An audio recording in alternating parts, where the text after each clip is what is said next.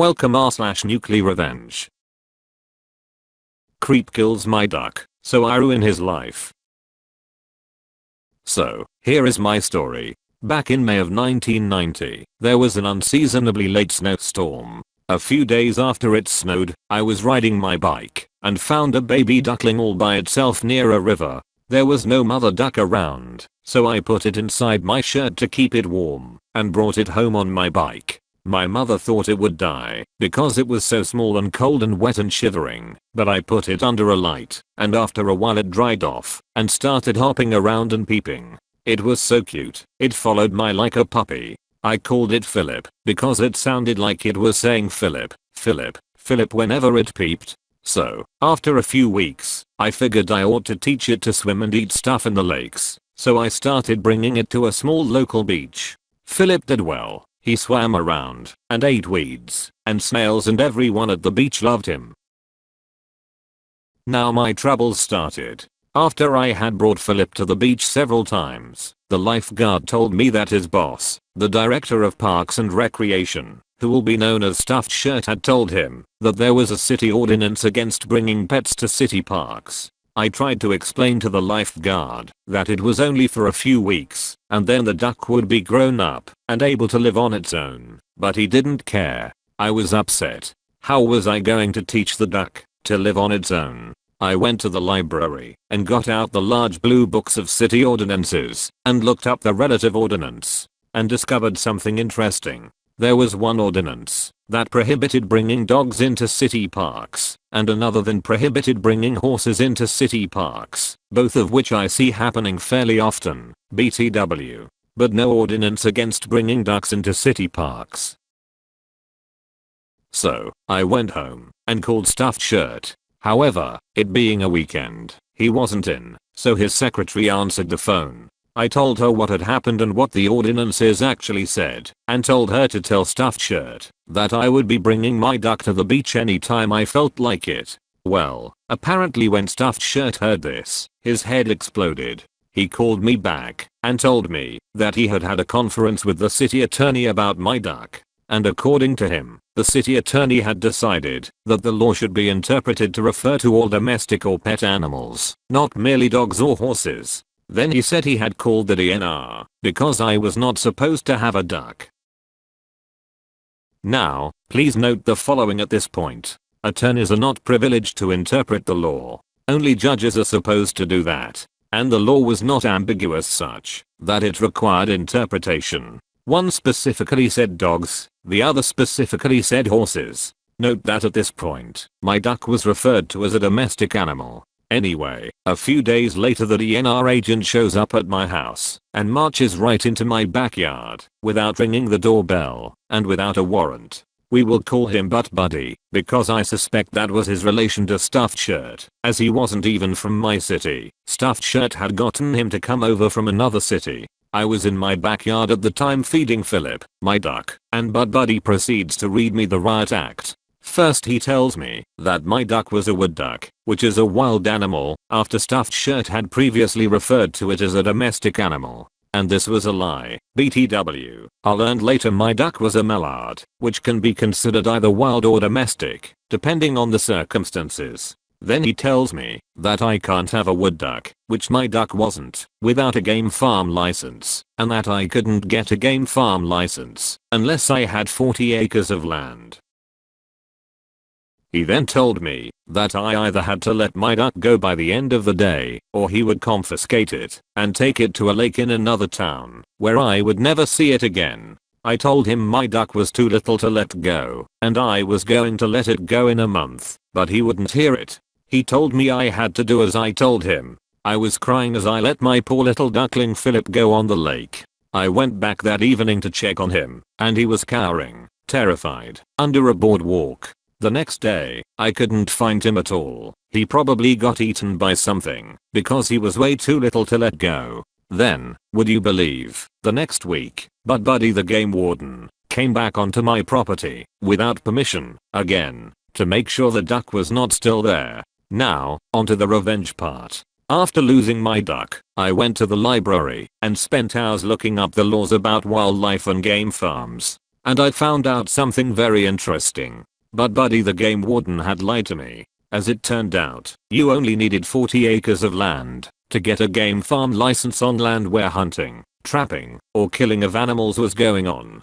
Otherwise there was no land requirement to get a game farm license, only a pen size requirement, which my pen for my duckling more than met. If I was devastated and crying my eyes out before, now I was so furious that my head was exploding. They killed my duck not because it was the law, but just for an ego trip.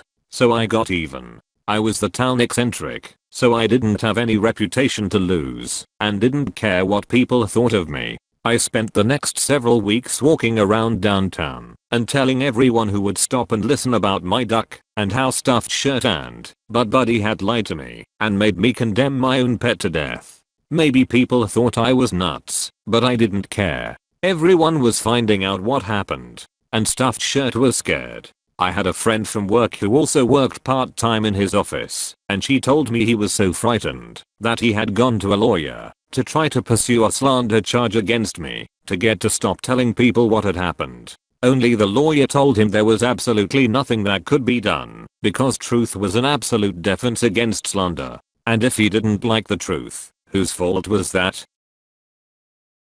Stuffed Shirt's critical mistake, of course, was actually filing a complaint with the DNR so that he could get Buddy game warden to legitimately intimidate me into releasing my baby duckling way too soon. The DNR, like all government agencies, keeps records. If he tried to claim I was lying and slandering him, there was documented proof of what had happened. So the outcome? Stuffed Shirt lost his cushy city bureaucrat job as the director of parks and recreation, and the last I heard of him, about 10 years after this happened, had lost 2 other jobs. His house, he couldn't make the payments when he had no job, his wife, who didn't want to stick around when he had no job and was somewhere in a trailer park, drinking himself to death. I hope he did too. I remember only a few specifics. A popular and loved gamer died unexpectedly, and his mother made a post about it. Someone responded press F to show respect or similar.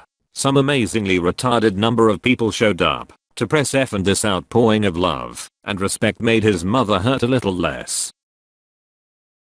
There was this game where in a cutscene, your character is standing in front of a casket, and the game tells you to press the F key on keyboard to pay your respects. Now it's a meme. And a much honored one at that. Screw those assholes. They get a little taste of power and think they're kings. I hope he knows it was you that cost him his job, just so he knows how bad he fucked up in order to keep his ego at an all-time high. Oh no, that's so cruel and so wrong. That poor wee baby. I'm so very sorry about Philip. I can tell how much you loved him. I had the incredible joy of fostering 2 orphan baby squirrels. My cat killed the mama, so when I found her babies, I called Lands and Forests, Canada, and they gave me permission to foster as long as I followed their instructions on diet and promised to release them at 3 MOs old. It was amazing watching them grow and discover the world. When THY were big enough, I called to update the wardens, and they told me to release them at the children's beach near our house. Lots of pine trees, lots of kids, lots of snacks. Ha ha ha. I took them down to the beach and sat at a picnic table while they perched on my shoulders. Naturally, we attracted lots of attention from kids and parents. So I spent an hour or so talking about fostering them and how I was releasing them, while Chip and Dale gradually moved down my arms to the table, grass and away into the woods. I often wonder how they made out and how many grandkids they had, lol.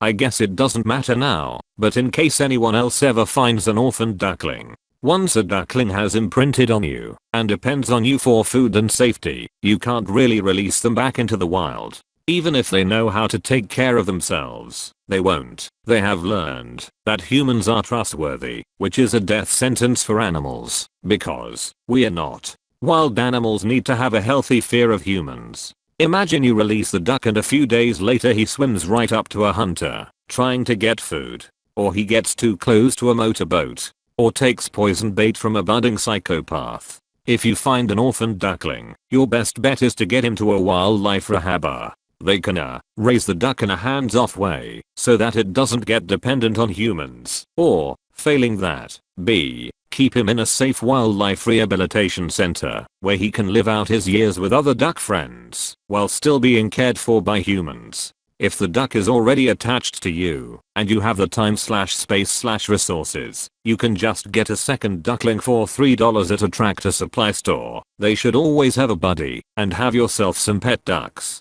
Source: I raise ducks and chickens and have worked as a rehabber in the past.